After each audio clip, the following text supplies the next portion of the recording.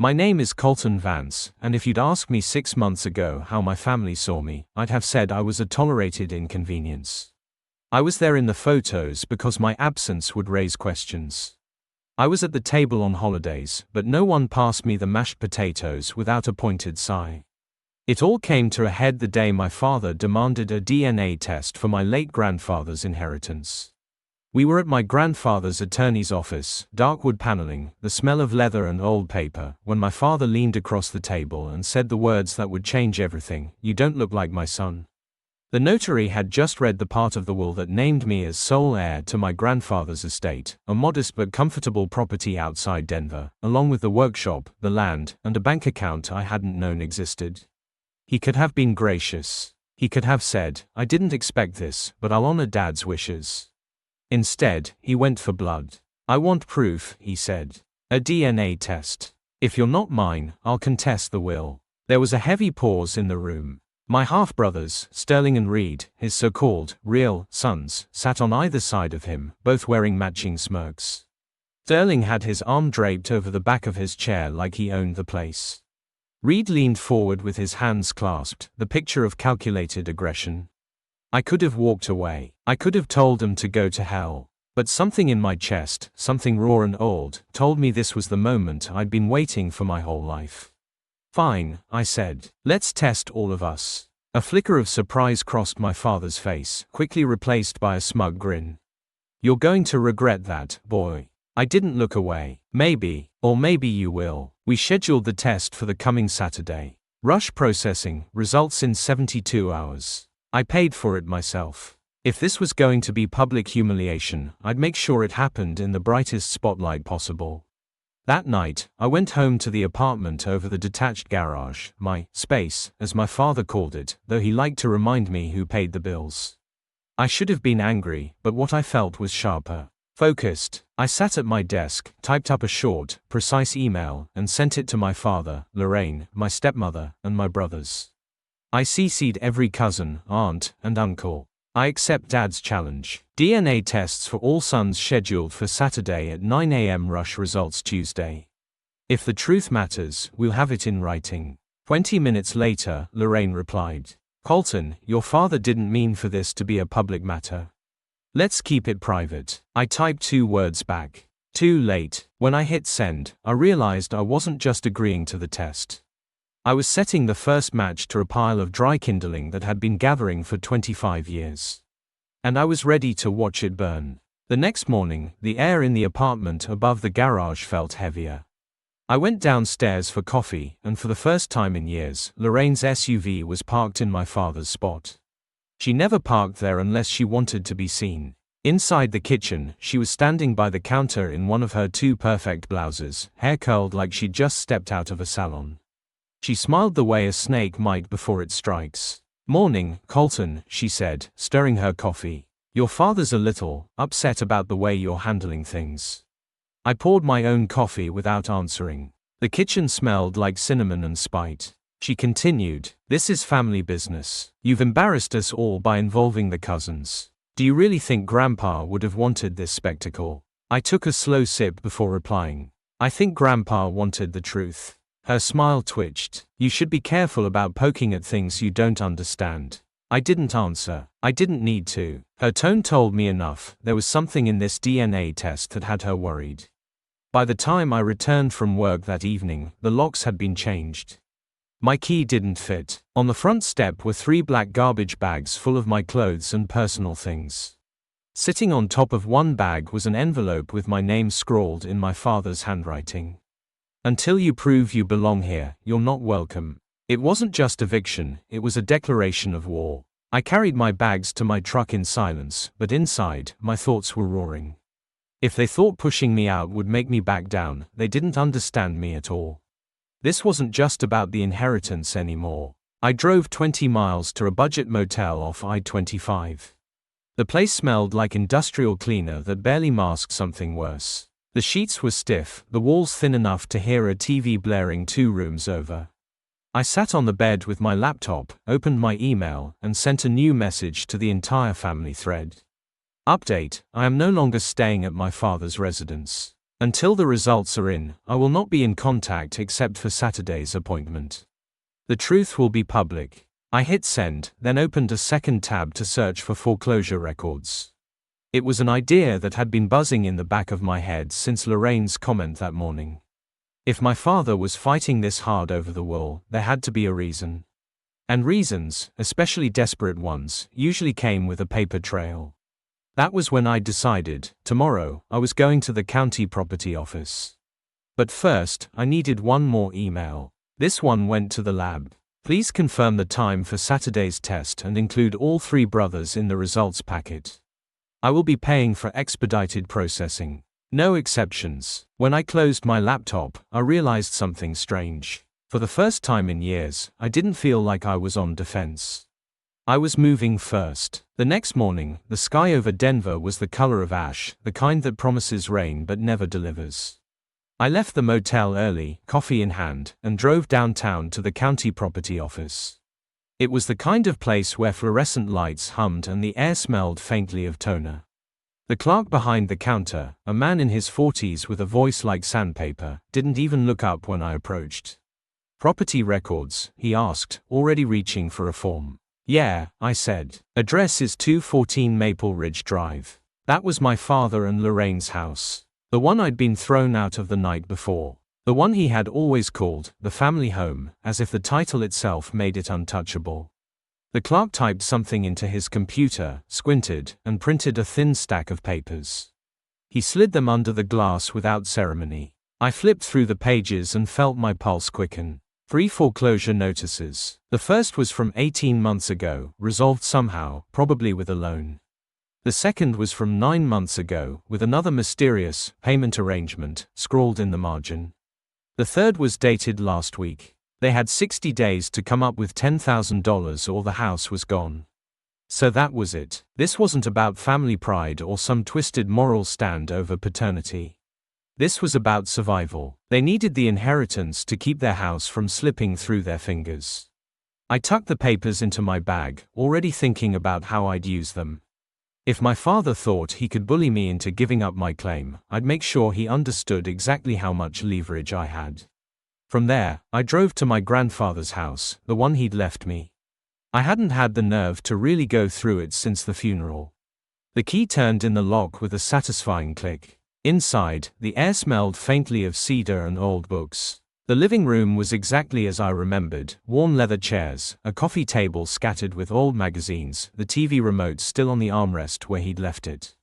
Upstairs, in the attic, I found the usual clutter, holiday decorations, boxes of books, tools in dented metal cases. But at the bottom of one stack, under a heavy wool blanket, was a box I didn't recognize. It was dusty, unlabeled, and heavier than it looked. Inside were bundles of yellowed letters tied with twine, photographs curling at the edges, and one envelope addressed to someone named Walt, my grandfather's old friend. I unfolded the letter and began to read. Walt, I don't know what to make of my son's new wife.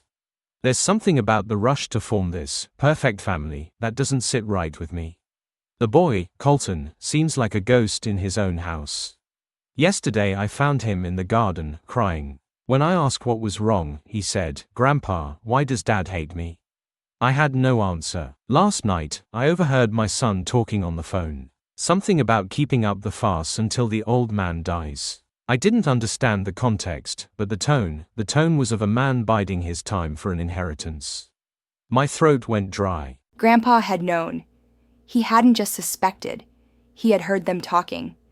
And still, he'd played the long game, waiting until his will could do what he couldn't while alive. I slid the letter back into the envelope, my mind spinning. Between the foreclosure notices and this, the picture was getting clearer, and I had the feeling there was still a lot more to uncover. It was late afternoon when my phone rang.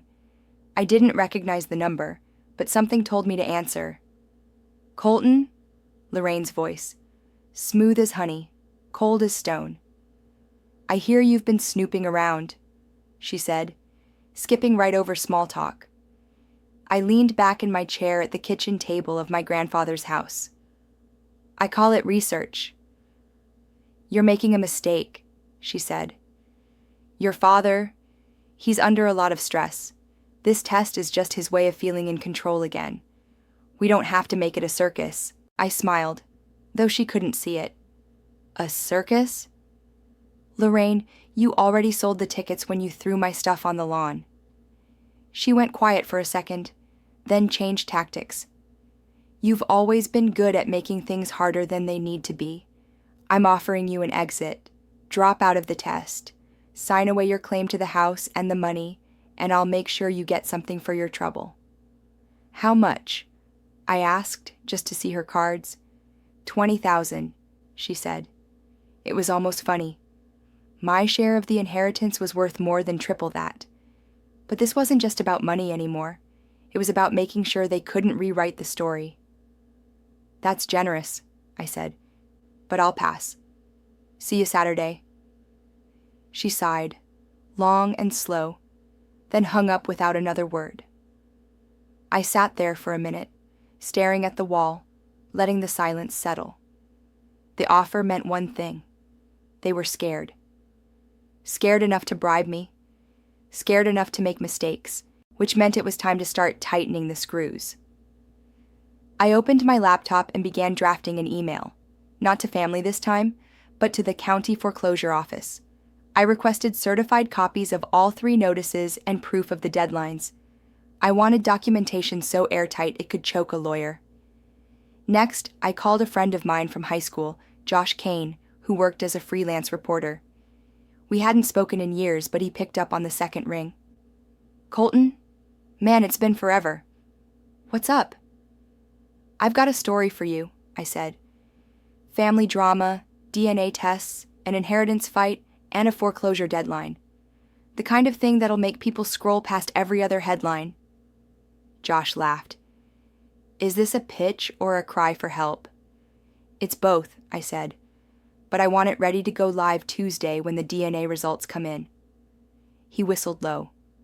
You're serious. All right, send me everything. By the time I hung up, I'd already pulled together a folder. Scans of the foreclosure papers, a copy of my grandfather's letter, and a bullet point timeline of events. I knew it was risky. Once this went public, there'd be no going back. But that was the point. I wanted them too busy defending their reputation to see what else I might find. And if I was right, there was still one more piece to this puzzle, a piece hidden somewhere in my grandfather's house. That night, I slept in his old bed for the first time. The mattress was firm, the quilt heavy. For the first time in years, I felt like I was exactly where I was supposed to be. But in the quiet hours before dawn, I couldn't shake the feeling that I was being watched. I woke before sunrise, the house cold and still. The unease from the night before lingered, coiled in my gut. My grandfather's place had always been my refuge as a kid, but now the shadows felt thicker, heavier, as if the walls themselves were holding their breath. I made coffee and wandered through the rooms, letting my fingers trail across the worn wood furniture. Every creak in the floorboards sounded louder than it should have. My plan for the morning was simple: keep searching the house. I had found one letter in the attic, which meant there might be more. My grandfather wasn't careless. If he left something behind, it was because he wanted it found by the right person. The basement was next. It smelled faintly of oil and damp concrete. Shelves lined the walls, stacked with paint cans, mason jars, and dusty toolboxes. In the far corner was an old metal filing cabinet, the kind that looked like it hadn't been opened in decades. The top drawer was locked. I searched the nearby shelves until I found a ring of keys and began trying them one by one. On the 6th attempt, the lock clicked. Inside were manila folders, each labeled in my grandfather's precise handwriting. Taxes, 1980, 1995. Car titles. Insurance. And then, near the back, one that made my pulse jump. Custody, Colton V. I pulled it out and sat on the basement steps. Inside were court documents, affidavits, and transcripts from hearings I had never known existed. The dates put me at around 4 years old. The first page was a petition for full custody, filed not by my father, but by my grandfather. The claim was that my father and Lorraine were unfit to provide a stable home environment and that there were serious concerns about the well-being and safety of the minor child. Attached were statements from neighbors describing shouting matches, neglect, and nights when I'd been left alone in the house. One woman had written, "I heard the child crying for hours. No one went in to check on him." But the most damning was a transcript from a closed-door testimony. My grandfather had told the judge that my father had admitted in a moment of drunken anger that I wasn't really his kid, and that raising me was a burden he didn't ask for. The case had been dismissed, likely because my father and Lorraine put on their perfect family act for the court. But the paperwork proved one thing. My grandfather had tried to protect me, and he'd been keeping these receipts for decades. I felt a mix of rage and gratitude. Rage at the years stolen from me. Gratitude that someone had cared enough to fight for me when I couldn't fight for myself. I tucked the folder under my arm and headed back upstairs. If my father thought he could paint me as the outsider, I now had hard proof he'd been saying it himself for years. I didn't notice the movement outside the window until I passed through the living room. A dark SUV sat at the curb, engine idling, and just before it pulled away, I caught a glimpse of the driver. Sterling. By the time I grabbed my phone and stepped out onto the porch, the SUV was halfway down the block. I caught the glint of tinted windows before it turned the corner. Sterling had been my father's right-hand man since I was a kid. Not family by blood, but as far as my father was concerned, loyalty bought you a seat at the table. Sterling was the kind of man who made threats sound like favors, who smiled in your face while memorizing where to put the knife in your back. I knew he wasn't just driving by. I spent the next hour going through the rest of the house with the folder tucked under my arm. Every window lock, every door bolt, I checked them twice. Still, it didn't shake the feeling that once you've been spotted, you're on someone's list. It was just past noon when the knock came. Not a light, polite tap.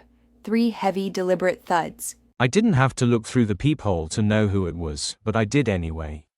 Sterling stood there in his usual uniform, black jacket, black jeans, mirrored sunglasses. He had the kind of stillness that made people uncomfortable. I opened the door just wide enough to step outside and block his view of the inside.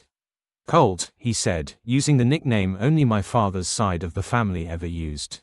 "Mind if we talk?" "I mind," I said flatly. His smile twitched. "You've been digging into things you don't need to understand. Lorraine's upset. Your dad's stressed. This DNA thing, it's bad for everyone." "Bad for everyone, or bad for the people who've been lying?" I asked. He tilted his head like a teacher deciding whether a student was worth the lecture. "You think you've got some kind of ace up your sleeve. But you don't. Family is about loyalty. And right now, you're making yourself the enemy." "I'm not making myself anything," I said. "They did that the day they threw me out." Sterling stepped closer, close enough that I could smell his aftershave. "Here's my advice, don't show up Saturday. Let it go. Take whatever they're willing to give you and disappear. Otherwise, well, accidents happen. You drive these mountain roads enough, you know what I mean." It was the oldest intimidation play in the book, but hearing it said out loud still made my jaw tighten. I didn't flinch, didn't step back. "Tell my father I'll be there early," I said, "and if anything happens to me before then, the story I've got lined up will hit the news faster than you can say damage control." That made him pause. Just a flicker, but I saw it. "Careful, Colt," he said finally, stepping back toward the porch steps. "You're not as untouchable as you think." He turned and walked to the SUV, never looking back. When I closed the door, I locked it and slid the chain into place. My hands were steady, but my chest was tight. They weren't just trying to scare me anymore. They were warning me, and the clock was ticking. After Sterling's visit, I knew 2 things. 1, Saturday was going to be a war. 2, I couldn't afford to go in unarmed, metaphorically or otherwise.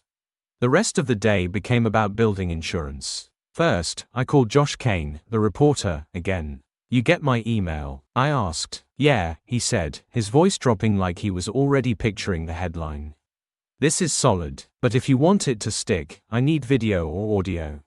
Something undeniable." I glanced toward the living room, where my grandfather's old camcorder sat on the shelf.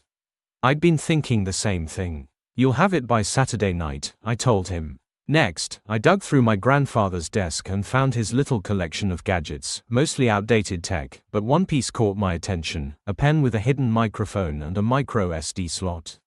It still worked when I charged it. Perfect for casual recording without anyone suspecting a thing. I set it aside and started thinking about angles. Saturday's DNA test wasn't just about spitting in a tube, it was the moment everyone would be in the same room, emotions high, mask slipping.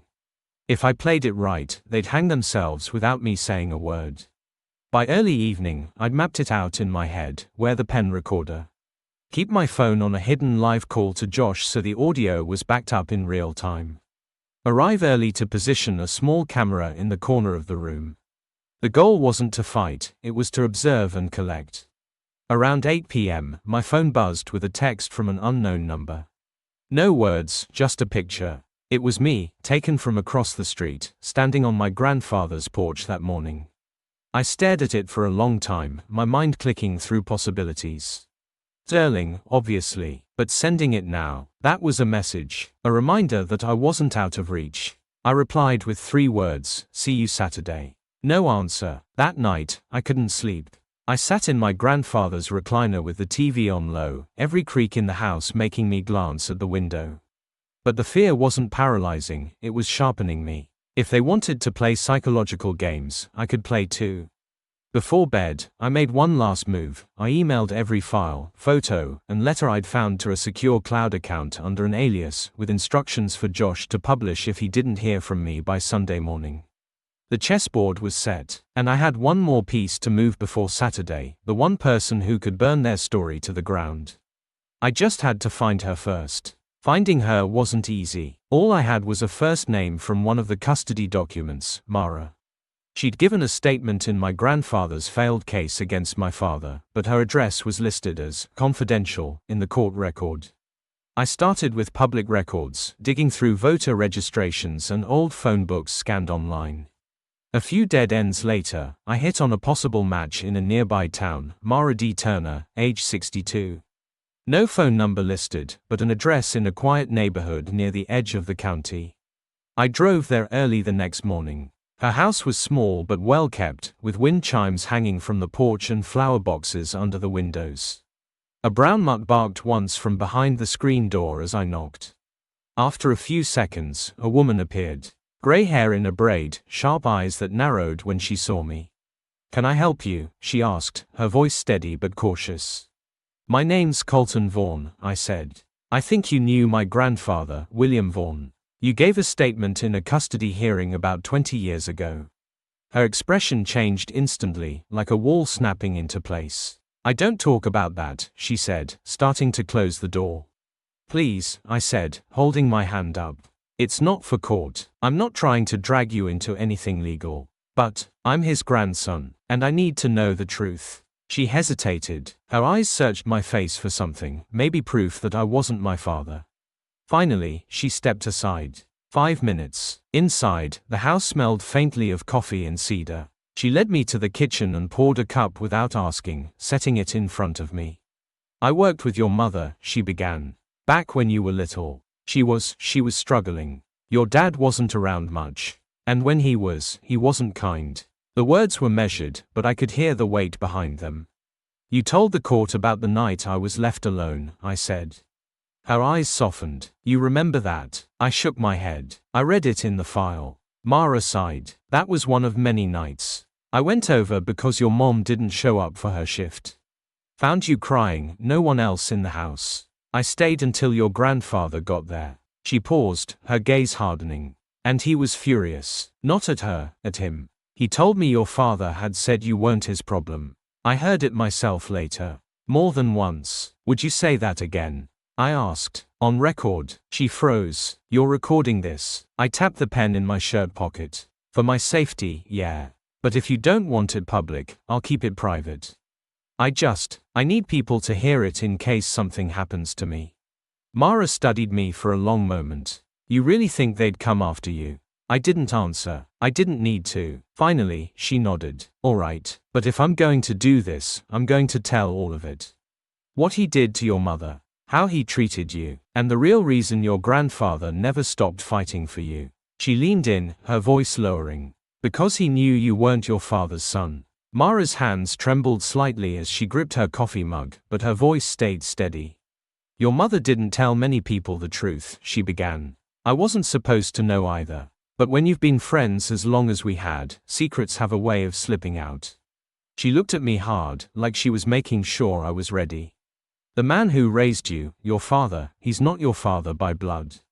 And he's known that since before you were born. I didn't move, didn't even blink, I just let the words land. He met your mom when she was already a few months pregnant, Mara continued. They got married quick, and he agreed to raise you like his own. But that promise didn't last. He started using it against her, against you. Every argument ended with him throwing it in her face. That kid isn't mine. Why should I pay for him? Why should I care? My stomach tightened. I'd suspected, sure, but suspicion isn't the same as having someone lay it bare. Do you know who my real father is? I asked. Mara hesitated. Your mom told me his name once. He was a local, worked construction. Got into some trouble, left town before you were born. She said he wrote a few letters, but they never saw each other again. And then she decided you were better off not knowing. She took a deep breath, her eyes misting. Your grandfather hated how your dad treated you. Hated how he held it over your head. That's why he tried for custody. He wanted you out of that house before it ruined you. I thought about all the years I'd spent trying to earn my father's respect, playing his games, swallowing my pride, taking his scraps of approval like they were gold. And all along, he'd been laughing behind my back. You said you'd go on record, I said quietly. I will, Mara nodded. I'll say what I saw, what I heard, and what your mother told me. But you have to understand, this isn't just going to hurt him. It's going to blow the whole family apart. Lorraine's built her entire image on you being the perfect son. The second that's gone, she'll turn vicious. I almost smiled. She already has. We spent the next hour going through details, dates, incidents, the names of people who'd witnessed the same things. I wrote it all down, recorded her statements, and made sure copies were backed up to my cloud account. When I finally stood to leave, Mara gripped my arm. Colton, she said, her voice low, you be careful Saturday. If they think you're about to take something from them, they won't just argue. They'll act, and I've seen what your father is capable of. I nodded, but my mind was already locked on the next move. Saturday wasn't just going to be about proving paternity anymore. It was going to be about exposing him, publicly, irrevocably, and with no way for them to claw it back. They'd stolen my childhood. Now I was going to take everything else. Saturday morning, the sky was a flat sheet of grey, the kind that made the air feel heavier. Perfect weather for a storm. I arrived at my father's house an hour early, parking a block away so I could walk in unseen. The pen recorder was clipped inside my jacket. My phone was already on a live call to Josh Kane, the reporter, feeding him everything. The tiny camera I'd bought at a thrift store was in my pocket, ready to plant. The house looked the same as it had my entire childhood, same white siding, same cracked driveway, but walking up that path, I felt like I was stepping into enemy territory. Lorraine opened the door. Perfect hair, tight smile. You're early, she said. Figured we could get the awkward small talk out of the way before everyone else showed up, I said, brushing past her. Inside, the living room had been set up for the test, small folding table, a few chairs, and a pair of sealed DNA kits sitting in the center. I positioned myself so my back was to the corner I wanted to plant the camera in. While Lorraine busied herself in the kitchen, I slid it onto the shelf behind a stack of family photo albums. 15 minutes later, the rest arrived, my father, Sterling, and a man in a polo shirt carrying a clipboard, the lab tech. Let's get this over with, my father said, tossing his jacket on the couch. The tech explained the process, breaking the kits open. Swab the inside of your cheek, seal it, sign here. My father went first, swabbing like it was just a formality. I took mine next, keeping my eyes on him the whole time. Before the tech could pack up, I leaned forward. Before these go out, I've got something you all need to hear. Sterling shifted, but my father waved him off. Go ahead, Colt. Give us your big speech. I pulled out my phone and hit play. Mara's voice filled the room, clear and steady. The man who raised Colton isn't his father by blood. He's known that since before the boy was born. I heard him say it myself more than once, that kid isn't mine. Lorraine's face drained of color. Sterling's jaw tightened. My father didn't blink. That's just one witness, I said. I've got more. Photos, letters, financial records showing how you used me as leverage in court battles you never intended to win. And as of this morning, every bit of it is backed up and in a reporter's hands. You're bluffing, Sterling said. I smiled. Josh Kane says hi. My father finally spoke. You think this changes anything? Blood or not, you're nothing without my name. I leaned across the table. That's the thing, Dad. After today, I won't need it. You will. The room went still. The lab tech, looking like he'd wandered into the wrong kind of meeting, packed the swabs in silence and hurried out. Lorraine stood, her voice cold as ice. You'll regret this. Maybe, I said, standing too. But so will you. I walked out without looking back. By the time I reached my truck, my phone buzzed. Josh again. Colton, he said, the story's live. And for the first time in years, I felt the weight lift. The storm had broken, and I was still standing.